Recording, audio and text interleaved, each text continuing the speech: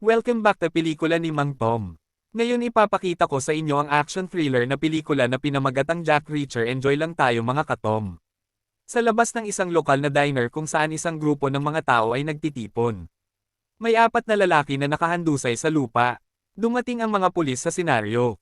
Si Sheriff Raymond Wood ay pumasok at nakita niya ang lalaki na si Jack Reacher. May mga bakas ng dugo sa loob ng dine.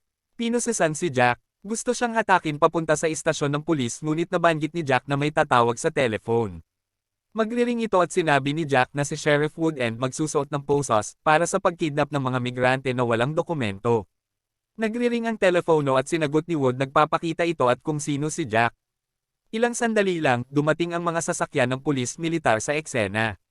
Hindi makapaniwala si Wood na siya ang dinakip at nakaposas ito. Si Jack ay pumunta sa malapit na motel. Sa loob ng kanyang kwarto nakipag-usap si Jack kay Susan Turner. Pinasalamatan ni Jack si Susan dahil sa kanyang pakikipagtulungan sa nakaraan na kaso. Pumayag silang magkita sa darating na linggo. Sa headquarter ng militar, inaasahan ni Jack na matagpuan si Susan, bagamat sa halip ay nakilala niya si Colonel Morgan na nakaupo sa mesa ni Susan. Sinabi ni Morgan kay Jack na si Susan ay naaresto sa hinalang espionage. Kumonsulta si Jack kay Sergeant Leach na sinusubukang humanap ng abogado na makakatulong kay Susan. Lumapit si Jack Coronel Moorcroft na umaapela para sa kanyang tulong na palayain si Susan. Sa labas ay nararamdaman niya na may sumusubaybay sa kanya. Pumasok siya sa isang kafe. At napansin niya ang isang car na hinalang sasakyan na huminto sa harap ng kafe. Palihim siyang nagmanyobra patungo sa sasakyan na nineutralize ang unang tao. Nakuha ni Jack ang wallet ng lalaki na nagbibigay ng kaalam na itong dalawa ay nagtatrabaho para sa Parasource. Nagmamasid si Jack ng isang babae, ito ang kanyang anak na si Sam. Mabilis na wala si Sam at hinahanap siya ni Jack. Siya pala ay nagmamasid din kay Jack sa gilid. Sinabi ni Sam na huwag siyang abalahin nito. Habang sila'y nag-uusap, may isang taong nag-oobserbahan sa kanila. Naniniwala ito na si Sam ay magiging vulnerable spot ni Jack. Kinabukasan nagkita sila ni Moorcroft at nagbibigay kay Jack ng isang file ng dalawang sundalo. Si Sibeli at Merovich. Ang mag-asawa ay napatay ng malapitan sa Afghanistan at mayroon mga hinal na maaaring nagkaroon si Susan ng informasyon na magbibigay linaw sa kanilang pagkamatay. Pumunta ng tahanan ni Moore ang isang assassin na pangalanan natin na Hunter. Gusto malaman ni Hunter kung ano impormasyong ibinahagi ni Moorcroft kay Jack. Pinatay ni Hunter si Moorcroft. Namatay siya sa pagkabugbog. Sumunod na umaga may isang opisyal na nagngangalang Espen ang kumatok sa pinto ng motel ni Jack na humihiling sa kanya presensya sa isang pulong sa headquarters. Sa HQ hininitay ng mga opisyales si Jack. Nandito si Morgan. Pinakilala ni Morgan sa kanya ang abogadong si Sullivan. Hindi makapaniwala si Jack sa parata ni Morgan na siya ang dahilan sa kamatay ni Moorcroft na humahantong sa kanyang agarang pag-aresto at pagkulong sa kustodiya. Nag-obserba si Jack sa mga surveillance camera upang mahanap si Susan habang siya ay papunta sa selda. Habang si Jack ay nasa selda kasama ang kanyang abogado, nakita niya ang mga assassin na parating.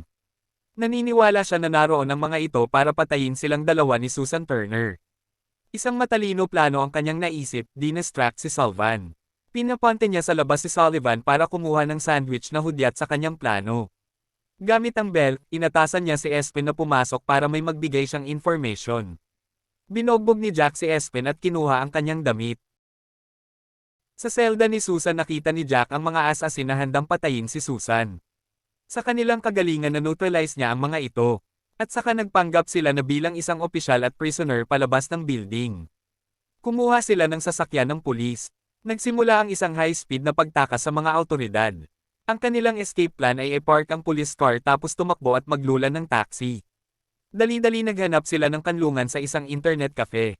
Si Susan sumusubok na ma-access ng mga file na humantong sa pag-aresto sa kanya. Sa kasamaang palad nag-aalerto ito sa kanilang kinaroroonan para sa militar at kay Hunter. Naramdaman nila ang napipintong panganib na nagpasya silang umalis dito. Nakita sila ni Hunter at sinundan patungo sa isang restaurant. Pumasok sila dito at nagbakbakan. Pinagtulungan ni Jack at Susan si Hunter pero napakalakas nito. Nang dumating ay dalawang pulis, pinaliliwanag ni Hunter na siya ay undercover pero nakakuha siya ng timpo, pinatay niya ang mga pulis. Nakalabas si Jack at Susan lulan ng boss. Sa tahanan ni Morgan dumating si Jack at Susan, alam nilang may tinatago si Morgan sa kanila na mahahalagang information tungkol sa kanilang pagkakasangkot. Nakapag-download si Jack ng napakahalagang information. Pumunta si Hunter sa bahay ni Morgan at napag-alaman niya na nakuha ni Jack ang documents. Walang pagsisisi na pinatay ni Hunter si Morgan gamit ang telepono, isang paraan ng pagpatay upang mapagbintangan si Jack. Nagsiyayat si Jack sa mga dokumento. Tinawagan nila si Leech. Humihingi sila ng tulong dito. Binigyan sila ng tip na si Morgan ay namatay, at ang balita ay si Jack ang gumawa nito. Dahil sa kanyang mga fingerprint ay natagpuan sa pinangyarihan ng krimen. Nang maprint ang mga larawan gamang sa document ni Morgan, nagbuyag ito ng mga larawan ng kanyang anak na si Sam. Naalarma si Jack sa potensyal na panganib, dali-dali sila umalis at pinutahan ang foster home ng bata. Natuklasan nila ang karumal-dumal na pagkamatay ng foster parents ni Sam. Nakita ni Jack si Sam mula sa kanyang pinagtataguan sa ilalim ng kusina. May hawak na kutsilyo at takot na takot ito. Pinakalma ni Jack si Sam. Nagpasya si Susan na dalhin si Sam sa ligtas na lugar sa Pembroke School, ang pribadong paaralan kung saan may mga koneksyon si Susan.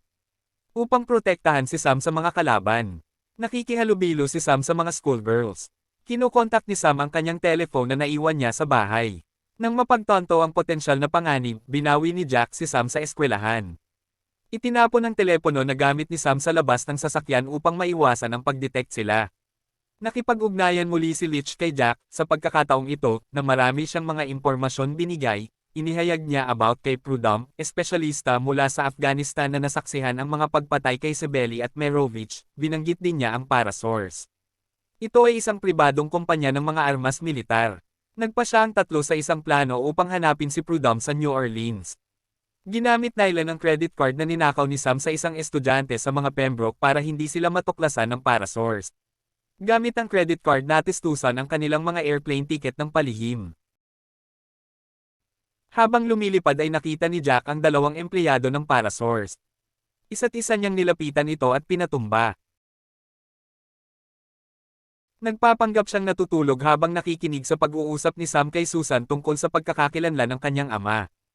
Pagdating sa New Orleans, tumawag si Jack kay Hunter na tinutuya siya tungkol sa mga incapacitated na empleyado ng Parasource, saka sila tumakbo. Sa bus ay ibinunyag ni Jack kay Sam ang posibilidad na siya ang kanyang ama, ipinaliwanag niya na ito ang dahilan kung bakit siya ay tina-target. Nag-aalinlangan si Sam ay nagsimulang maniwala lamang sa pahayag ni Jack nang banggitin niya ang paternity suit na sinabi ng kanya ina sa kanya. Sa kanilang hotel nagbukas si Sam kay Sam na inamin niya na siya ang nagbilin siya sa kanyang ina na angkinan si Jack bilang kanya ama sa isang desperadong bid na kunin para makuha ang pera mula sa kanya. Lumabas si Jack sa hotel. Hinanap ni Jack ang asawa ni Prudhomme. Nang matagpuan niya ito, nagtanong si Jack tungkol sa kinaroroonan ni Prudhomme. Sinasabi ng asawa na iniwan sila ni Prudhomme.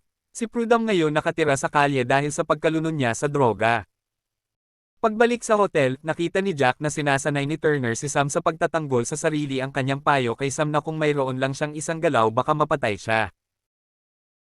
Kinabukasan, nakita ni Jack at Susan si Prudhomme sa isang abandonadong gusali na dinadagsa ng mga adik.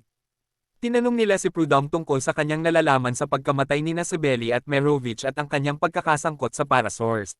Nagpaliwanag si Prudhomme na habang siya ay nasa tungkulin, binayaran siya ng Parasource upang pirmahan ang isang dokumento na ang lahat ng mga armas ay nasa sasakyan na upang binente sa warlords, ngunit ang totoo ay wala naman ang mga armas sa loob nito. Inatake ng warlords ang kanilang convoy na nagresulta sa pagkasawi ng lahat maliban siya. Siya lamang ang natira. Nakita niya ang pagkabaril kay Sebeli at Merovich nang malapitan. Na-witness ni Prudhomme ang mga ito kaya sa nagtatago mula ngayon. Nakipag-ugnayan sina Jack at Susan kay Espen at ipinaalam sa kanya na mayroon silang saksi na maaaring magpatunay na ang kanilang mga pahayag tungkol sa mga ilegal na aktibidad ng Parasource. Pumayag si Espen na makipagkita habang naririnig ang kanilang usapan ng mga miyembro ng Parasource. Nang nakuha na si Prudhomme ni Espen bigla silang inambush ng mga agent ng Parasource. Nataman ng malubha si Prudhomme. Nandoon din si Jack para suportahan si Espen. Tinamaan niya ng mga drum na naglalaman ng langis dahilan nito ng pagsabog at pagkasawi ng maraming tauhan ng Parasource. Pero naubusan ng bala si Jack and Espen. Tumulong si Susan. Nanonood si General Harkness sa mga nagyayari. Siya ang may-ari ng Parasource. Nagkwento si Susan at Jack kay Espen kung ano ang nagyayari. Dumating ang mga opisyal ng militar. Pinili ni Espen na magtiwala sa dalawa dahil sa nasaksihan niya.